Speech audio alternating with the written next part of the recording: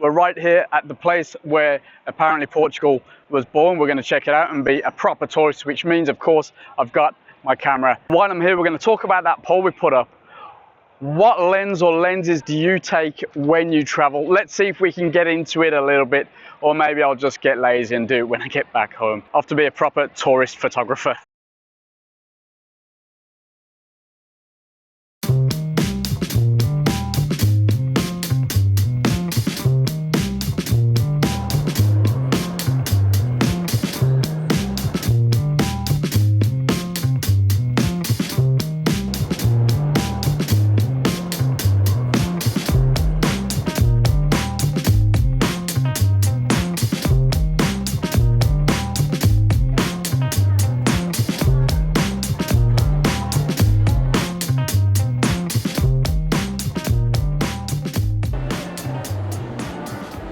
Typically a train arrives just as I can be bothered to film something else. Believe it or not, on this trip I've only bought the XF 18 to 55, and there's good reasons for that, which I'll go into, and it's a fairly limited kit, I would say.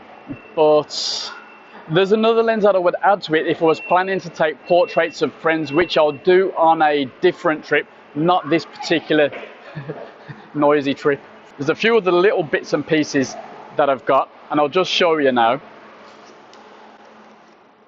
One is an ND filter, and I'm going to do a video about the importance of an ND filter. But basically, when you go somewhere that, you know, if you're on holiday, you're hoping that it's nice, bright and sunny, you're going to struggle to get to your wide open apertures if you enjoy those. So ND filter is definitely one to look out for. Now, while we're talking about filters, there is a filter that I want to bring along next time I travel, and that's a polarizing filter, because sometimes I find it's just convenient to shoot through windows, especially if you're on a cable car, for example, which are really fun because you can get some great aerial views, but the windscreens are often dirty, or at the very least very reflective, so you're fighting against that. So some kind of polarizing filter would be very handy. So that's something I want to add to the kit. What else do I have? Well, spare battery and spare cards and a lens cloth, and frankly that's it. USB cable as well, very minimal to say the least. In fact, I don't even need that spare battery, because with the T20 I can plug it into my USB battery pack, which I've always got anyway, and power up that way. But I thought, well, what's a spare battery between friends? For my very simple trips, holidays where I can barely be bothered to take a serious photograph, as you can probably guess at the moment, you know, I'm on holiday. This G7X2 that I'm using for the video, I've only really brought it to do these video pieces, but it could handle everything that I really need to at the moment. Of course, the T20 is better and has more options, especially if I decide to bring more lenses. But you know what? Not a bad idea. I didn't include it in the poll because this is about your Fuji gear, maybe your Nikons, your Sonys, etc. But a lot of you are shooting with an interchangeable system like the Fuji, and that's what we're really talking about in this one.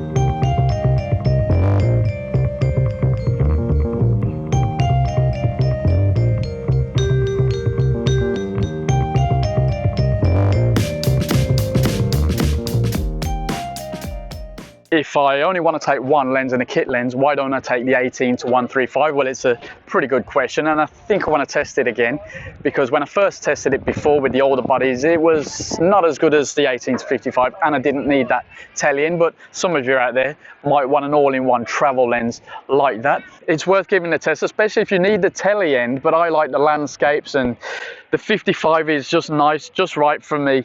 The 18 to 135, bit bigger, might be a bit of a compromise, especially when you're using a small bag like this for Ryanair and as tourists just walking in front of your shot. So, you know, it's a busy place, it's going to happen, it's all right. Right, before we got out touristed, I mentioned something about the Ryanair bag. Now, if you're not from the UK or have not travelled through UK, Ireland, Europe on Ryanair, you know that they're pretty strict with the hand luggage. So for this particular trip, we've been using this 10-litre Quechua bag, and that's got the tub with the gear that I already showed you. It's got the clip, it's got this Canon G7X, my water on the side, and the usual stuff like sunglasses, holder, you know, or wallet, bits and pieces like that. And that's basically it. It just about fits in the current Ryanair system, you know. Maybe Sprint or Viva Colombia or somewhere like that is something you understand a bit more. But that's why, you know, this fairly limited kit works pretty well for me. And actually, the bag's quite comfortable. Now, obviously, you could fit a tiny bit more in there, some more lenses, but it's just about right for me. It's not too heavy. Anyway, we're off to get coffee, maybe something sweet, or, you know, as we're in the port region, nice bit of port. This is a kind of panorama that's well served by a 10 to 24mm, something super wide, or the 12mm Samyang, for example. But you know what, 18 to 55 doesn't do such a bad job.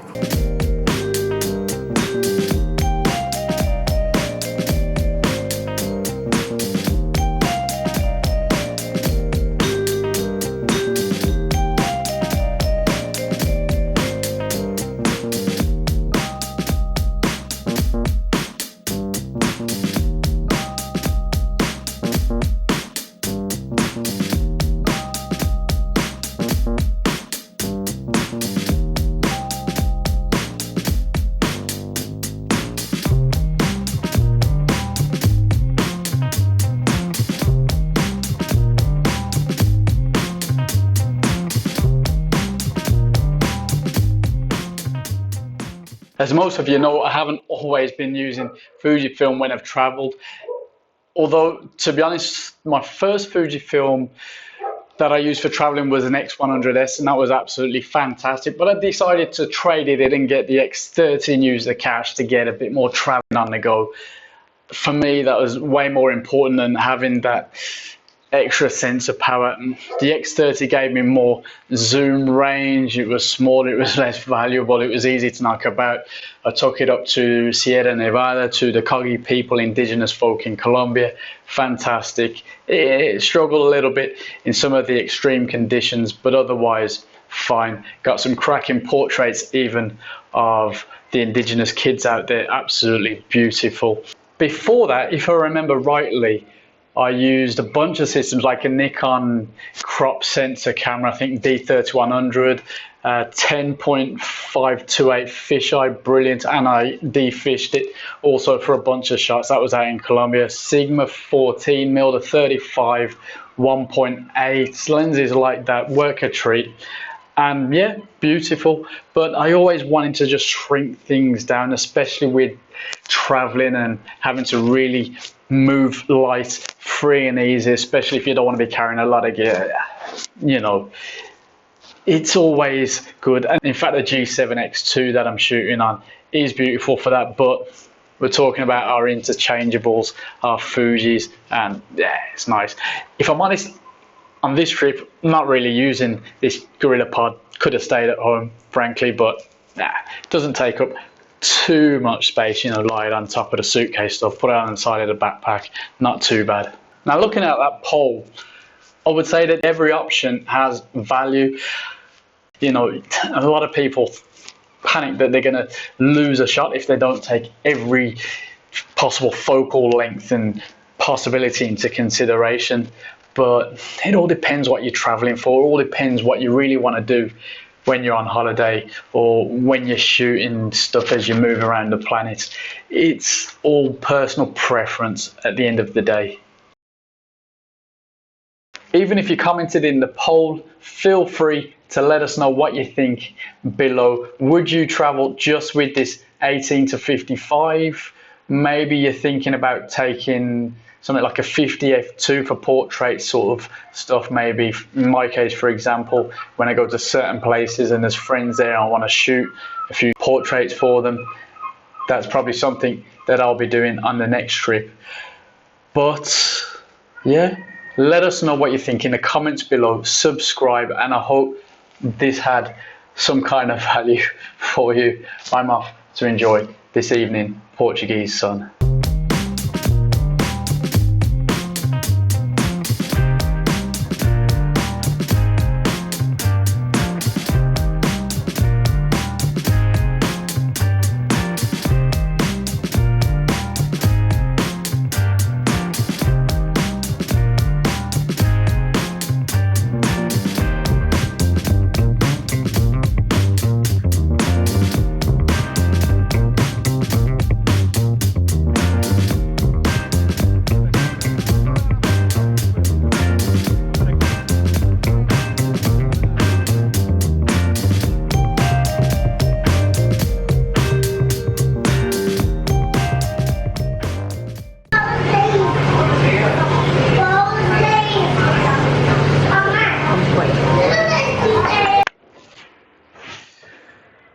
can't remember what to say now.